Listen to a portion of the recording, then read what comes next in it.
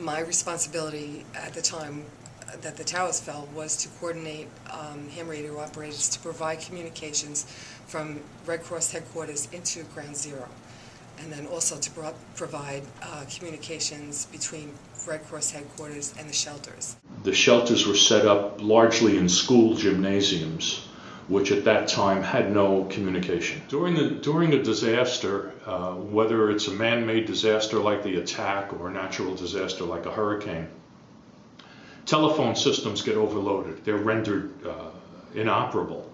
And so the responders, government officials, Red Cross officials, need a way to communicate with each other.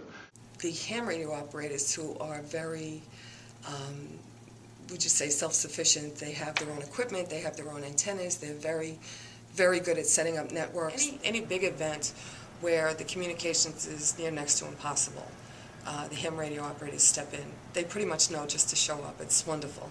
Our mission here at the chapter was to bring amateur radio volunteers from New York State, all over New York State and New England, through this chapter and send them into the city for service.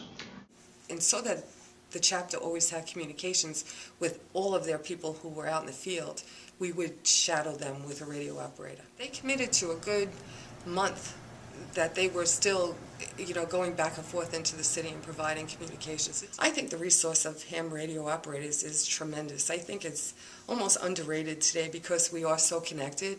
But the minute that internet connection goes down or that cell site goes down, the best and the most robust way to operate is through ham radio.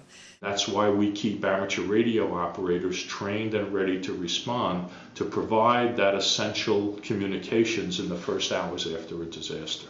They're very innovative and they're very creative, and they find ways to get information from one destination to another. And it worked out really well during 9/11. It really